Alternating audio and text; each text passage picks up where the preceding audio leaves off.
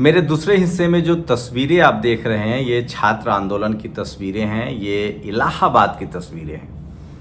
मुझे नहीं पता टीवी अखबार आपको ये तस्वीरें दिखा रहा है कि नहीं, लेकिन सोशल मीडिया जब आप देखेंगे तो भरा पड़ा है।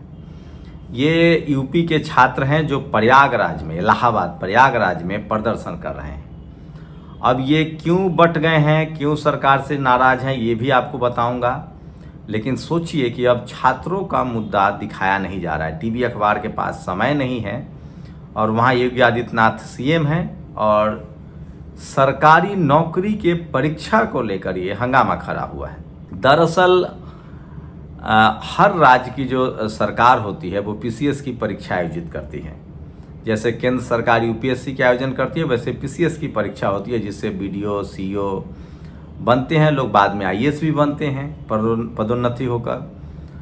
तो 3 बड़े पद होते हैं, एक पीसीएस का एग्जाम होता है, एक ईओ का एग्जाम होता है, आरक्षी अधीक्षक, एक एआरओ का एग्जाम भी होता है।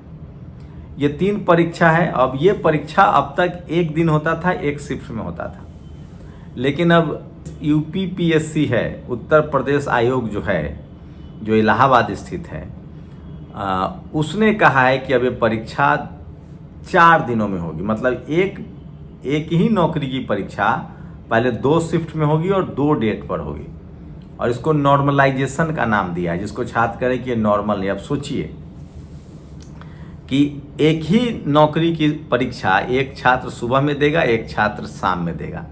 आपको कुछ इसमें शंका नहीं लग रही है? सवाल का, उत्तर का, जवाब का। अब तक होता था कि एक डिपार्टमेंट की परीक्षा या एक तरह की नौकरी की परीक्षा एक ही दिन में, एक शिफ्ट में कराई जाती थी। मुझे तो ताज्जुब होता है, जिस देश में 1 नेशन 1 इलेक्शन की बात हो रही है, वहाँ एक दिन में परीक्षा भी नहीं करवाई जा रही है। दरअसल हाल के दिनों में जिस तरह से पेपर लीक के मामले पूरे देश में सामने आए हैं, खासकर यूपी में, बिहार में, राजस्थान में, जिस तरह के माफिया इसमें जुड़े रहे हैं, उसके बाद से सरकार जो है वो काफ़ी घबराई हुई है, डरी हुई है, और बेरोजगारी एक बड़ा मुद्दा बना हुआ है। तो सोचिए, आज इलाहाबाद में छात्रों ने प्रोटेस्ट किया। ये तमाम स्क्रीनशॉट्स देख रहे हैं, तस्वीरें देख रहे हैं, ये किसी पॉलिटिकल पार्टी के तो नहीं हैं, ये सब छात्र हैं। और बेरोजगारी का आप आलम इसी से अंदाज़ा लगा सकते हैं कि इस देश में किस तरह की बेरोजगारी है। सोचिए, टीवी अखबार आपको दिन रात क्या खबरें दिखाता है। टीवी अखबार आपको दिखाता है कि बहराइच में डीजे में हिंदू समाज के लोग नाच रहे थे, उन पर पत्थरबाजी हुई, फिर उनको गोली मार दी गई। दिन भर टीवी अखबार आपको लॉरेंस बिश्नोई दिखाता है, बीच बीच में वो सरकार की खबरें दिखाता है, प्रधानमंत्री मुख्यमंत्री के भाषण दिखाता है। लेकिन आप कहाँ हैं उसमें, आपकी खबरें कहाँ हैं? हम लोग पहले आरोप लगाते थे, और ये फैक्ट भी है कि भारत के न्यूज़ में, भारत की खबरों में दलित, पिछड़े, किसान, आदिवासी, अल्पसंख्यक नहीं है। ये बात उतना ही सच है। लेकिन सोचिए अब क्या हो गया है खबरों में कि अब तो भारत की युवा भी गायब है, जनता भी गायब है। अब सिर्फ टीवी अखबार में सरकार की खबरें हैं, इस देश के बेरोजगारों की खबरें नहीं हैं, इस देश की महंगाई की खबरें नहीं हैं, इस देश में जातीय हिंसा की खबरें नहीं हैं। हाँ, हिंदू मुस्लिम की खबरों ने वो जगह ले ली है। तो अब छात्र क्या करेंगे मुझे नहीं पता। हम लोग तो पिछले 10 सालों से लगातार सरकार से सवाल पूछ रहे हैं, SC ST OBC के संवैधानिक अधिकारों को लेकर, एग्ज़ाम्स को लेकर, सरकारी नौकरी को लेकर।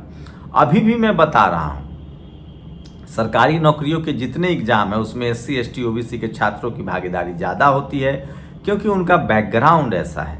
उनके पास बाप की कोई संपत्ति नहीं होती है, परिवार की कोई संपत्ति नहीं होती है, कोई दादा परदादा की संपत्ति नहीं होती है।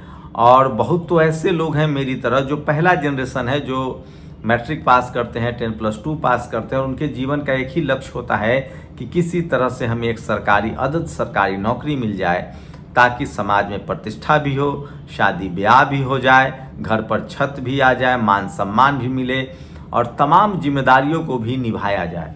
तो एक सरकारी नौकरी की अहमियत इस देश में सबसे ज़्यादा SC ST OBC किसान समाज के लोग जानते हैं, क्योंकि उनके परिवार में न तो कोई बिजनेसमैन होता है, न कोई स्पोर्ट्स में होता है, न कोई सिनेमा में होता है, न उनके पास कोई पैतृक संपत्ति है, न ज़मीन है, न दुकान है, न मकान है, न शहर में ज़मीन है। वो किसी तरह से, उनके पिता मजदूरी करते हैं, उनकी माँ मजदूरी करती हैं, कोई छोटे मझोले किसान होते हैं, गाय पालते हैं, भैंस पालते हैं, सब्जियां उगाते हैं, और किसी तरह से अब आज़ादी के 75 साल बाद, पहले तो पढ़ने का अधिकार ही नहीं था जब मनुस्मृति थी, जातिवाद था, मनुवाद था। आज़ादी के 75 साल बाद धीरे धीरे जब स्कूल कॉलेज जाने लगे हैं, उसमें भी अब गनीमत यह है कि स्कूल खत्म हो रहे हैं, स्कूल बंद हो रहे हैं, उसके बाद भी किसी तरह से गरीबों के लोग, गरीब अपने बच्चों को पढ़ा लिखा रहे हैं। तो अब सरकारी नौकरी खत्म की जा रही है। पहले तो सरकारी नौकरी खत्म की जा रही है, प्राइवेट किया जा रहा है, एडहॉक पे किया जा रहा है, लेकिन जो कुछ नौकरियां बची हुई है जिससे सरकारी नहीं चल सकती है, ये वो नौकरियां हैं जो मलाईदार नौकरियां हैं, जो बाबूशाही वाली नौकरियां हैं। तो इन नौकरियों में भी अब पेच नहीं खुरपेच लग रहा है। तो इसके खिलाफ आज इलाहाबाद में सब्र का बांध टूट गया। अखिलेश यादव का एक बयान भी आ गया है, चूंकि सोशल मीडिया से अब सब तमाम विपक्षी दल अब सोशल मीडिया से जुड़े हुए हैं। अखिलेश यादव ने कहा है कि जिन छात्रों पर डंडा चल रहा है वो चुनाव में इसका जवाब देंगे। तो भारत में डेमोक्रेसी है, लोकतंत्र है, चुनाव में तो हिसाब किताब होता है। लेकिन सोचिए कि इतनी बड़ी खबर, मेरे लिए खबर यह है कि इतनी बड़ी खबर, इतना बड़ा विरोध प्रदर्शन भी टीवी अखबार आपको नहीं दिखाता। मैं इसलिए कह रहा हूँ कि अब आपको टीवी अखबार को छोड़ देना चाहिए, आपको सोशल मीडिया पर शिफ्ट होना चाहिए। और सोशल मीडिया में भी जो टीवी अखबार हैं उनकी खबरों को मत देखिए, उनमें आपके मुद्दे नहीं हैं। न तो बेरोजगारी मुद्दा है, न महंगाई मुद्दा है, न नौकरी मुद्दा है, न स्वास्थ्य मुद्दा है। इस देश के टीवी अखबार का दो ही मुद्दा है, सरकार का भाषण आपको सुनाना है, साथ में हिंदू मुस्लिम वो तमाम खबरें ऐसी चलानी है जिससे सरकार का फायदा हो, जिससे सरकार पर लोग भरोसा करें, जिससे सरकार की वाहवाही हो और सरकार को कोई नुकसान ना हो। लेकिन सच्चाई ये है कि महंगाई बहुत बढ़ रही है, सच्चाई ये है कि बेरोजगारी काफ़ी चरम पर है, और सच्चाई ये है कि SC ST OBC किसान अल्पसंख्यक लोग और बुरी स्थिति में जा रहे हैं। सरकार किसी की भी हो, मीडिया का काम होता है खबर को दिखाना। वहीं एक और डेफिसिट भी अखिलेश यादव ने इस वीडियो पर तो जरूर बोल दिया, लेकिन अभी भी पॉलिटिकल पार्टी का रिएक्शन बहुत कम आया है। तमाम वो लोग जो सोशल मीडिया पर पढ़ते हैं, लिखते हैं, बोलते हैं, चाहे वो पत्रकार हैं, चाहे वो सोशल एक्टिविस्ट हैं, वही लोग इस मुद्दे को उठा रहे हैं। और ये बड़ी खबर है, और मुझे लगता है कि धीरे धीरे बीजेपी के लिए मुश्किल बढ़ जाएगी। अब महाराष्ट्र में, झारखंड में चुनाव है, और सोशल मीडिया की वजह से ये तमाम खबरें पब्लिक डोमेन में आ रही है। तो आज की सबसे बड़ी खबर, मैं जिस तरह का पत्रकार हूँ, मुझे जो समझ में आता है उसके लिए, अगर कोई टीवी अखबार आज छात्रों के इस प्रदर्शन को नहीं दिखाता है तो समझिए कि वो छात्र, वो अखबार और टीवी है ही नहीं। तो सबसे बड़ी खबर है, इलाहाबाद में छात्रों का बड़ा प्रदर्शन हो रहा है। वो एग्ज़ाम, सरकारी नौकरी के एग्ज़ाम जो है, चाहे PCS का एग्ज़ाम हो, AO का एग्ज़ाम हो, ARO का एग्ज़ाम हो, उसको एक शिफ्ट में एक बार में कराने की बात कर रहे हैं। जबकि जो आयोग है वो कह रहा है कि नहीं, हम 4 सीटिंग में एग्ज़ाम करवाएंगे, 4 डेट में। आपको बता दें, जब अखिलेश यादव की सरकार थी तब इसी आयोग को यादव आयोग लिख दिया गया था, और 56 SDM की फर्जी खबरें चलाई गई थी, जिसमें तमाम बड़े सवर्ण मीडिया पत्रकार और मीडिया चैनल शामिल थे। अगर अभी भी कोई दलित, पिछड़ा, आदिवासी, अल्पसंख्यक मुख्यमंत्री होता, और खासकर गैर कांग्रेसी या गैर बीजेपी की सरकार होती, तो ये खबरें चलती, मुख्यमंत्री को जवाब देना पड़ता, और छात्रों पर लाठी तो कम से कम नहीं चलती।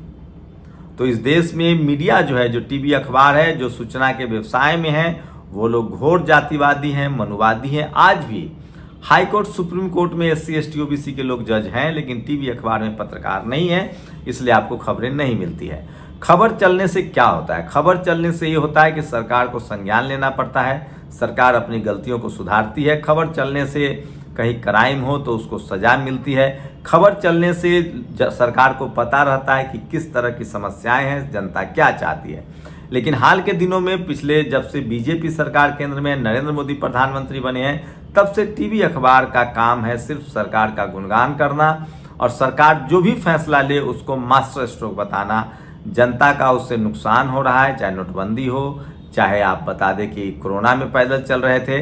तो टीवी अखबार अगर ईमानदार नहीं है, टीवी अखबार अगर सरकार का प्रवक्ता है, तो नुकसान देश का और जनता का होता है। नेशनल दस्तक की कोशिश होती है कि जो जनता के हित में हो, जो देश के हित में हो, वो आप तक पहुंचाई जाए।